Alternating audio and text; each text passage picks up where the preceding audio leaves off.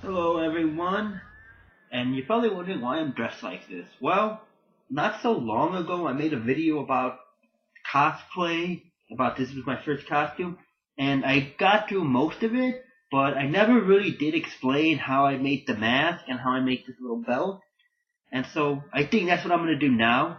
Let me take this off. Oh, that's better.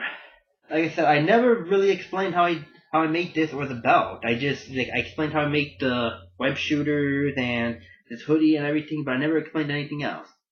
So I'm actually gonna explain how I made the belt and the mask. So it's gonna be like the second part to that, like years later. But yeah. So here you go. Here's the belt. Now, if you look very closely at the belt, you'll notice something. It's a seat belt. Yep, that's right. This is actually made out of a seat belt. And this is good if you're not very crafty, because there are better belts, but this is good for me. And so, it's actually made out of a seat belt. See? It's a nice little brown seat belt that you can go around like that, and that you can pretty much just, there you go. And now the red thing. This red thing right here, well, the thing about this red thing was, it's foam board. And so pretty much what I did was I kind of taped the pattern because you have to press the button to release the belt. And so I taped a pattern. I taped over the little thing that you had to get I taped over this thing. And I used an X-Acto knife and I cut it out, like the portion of the tape, and then I ripped the tape off of there. And so I pretty much had the shape of this. And I taped it onto a foam board. And then when I taped it onto the foam board, I just cut that shape out. And pretty much I ended up just like using red marker and red paint and painted this red. Because that's what the skirt's for. It has that red thing, and that's what I painted red. And because it's in the shape of this, of how it looks, I was able to just wedge it in there. So I just pretty much wedged it in here, and if you can notice, it's sturdy. It ain't coming out, and I can still press up and down. So yeah, it's like foam board wedged, painted red, wedged inside this little piece. It was pretty damn easy. Now these here, because of the web shooter stuff that he has, the extra cartridges, this is actually used the same way that the web shooters were made. They're made out of wooden dowels. Pretty much, it just, you measure the wooden dowels, you measure it, and I used the stupid obnoxious saw again to and cut it out. And painted it silver to get the web shooters again.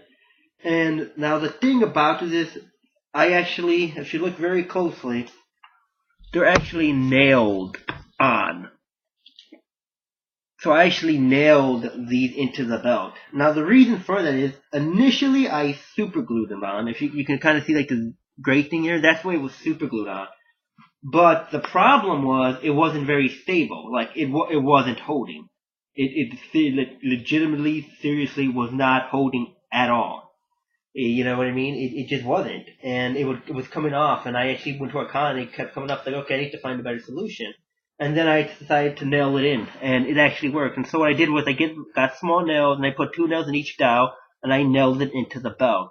Now you have to be very, very careful, because if you're not exactly in the center, you can pretty much just come out of the side, like here, and crack the dowel and make it useless. So you have to be very precise with the hammering.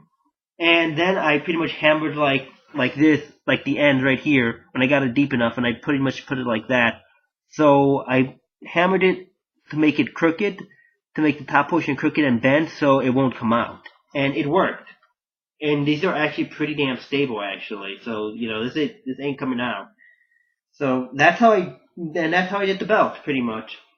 There you go, seat belt. Of course, some of these aren't, gonna be. Some of these are crooked, but when you're like me and you're not incredibly handy, you can't, and you're not, and your money's you don't have a bottomless pit of money. This is good. So seat belt, cut the wood, and same thing as the web shooters, cut wood and dowels, paint them silver, and nail them in. Now, the other thing I would recommend, though, is probably putting some sort of rubber stop on, like, the end of these nails, like right here. Because if you don't, it's gonna, like, irritate, it's gonna scratch up your hoodie or your suit, however it is, it's gonna scratch it up. So definitely put some rubber stuff on the end so it doesn't happen. Now, if you'll excuse me, I'm going to put this back on.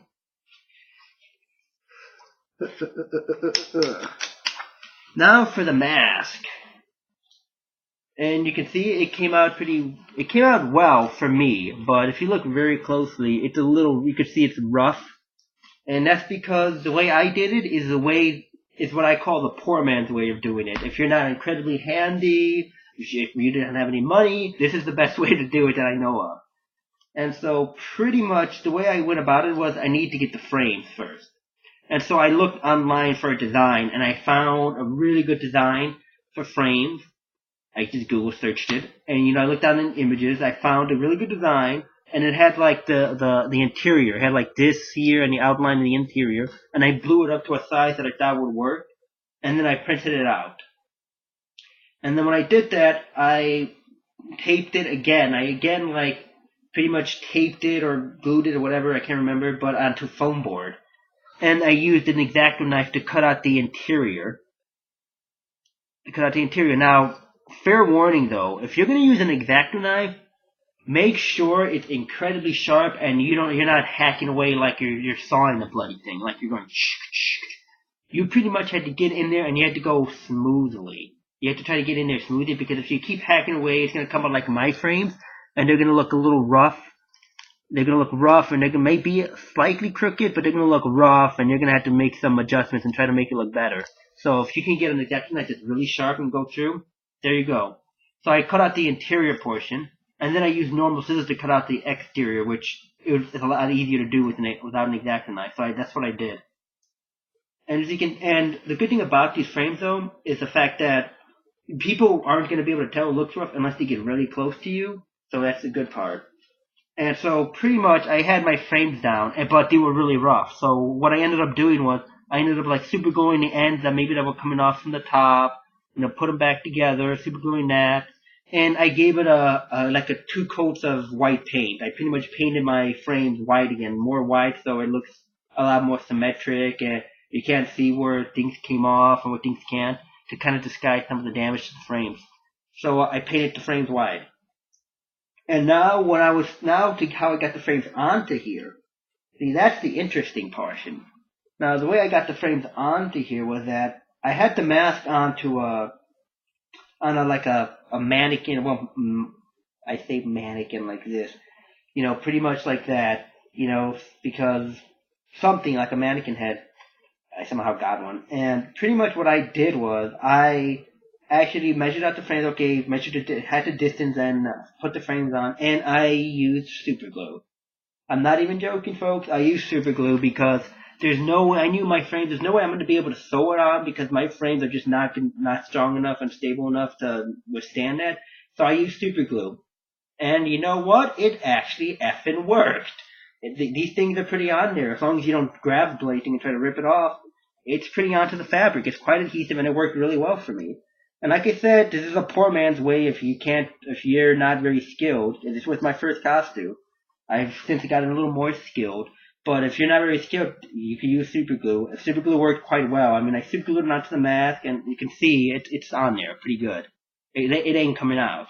So yeah, pretty much put it on a mannequin and use super glue. Now, of course, sometimes you can't get it to stick all the way up, like the top portion, it's still sticking out, but it still works.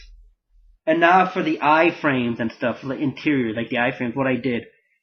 Now, first thing first, you have to recognize that you're not going to get the best visibility in the world, because one of the reasons is because, one, you're going to need to use a white fabric and something to obscure your eyes, and two, the frames. The frames right here are going to prevent you from seeing like the middle, so you can have like a blind spot here and here.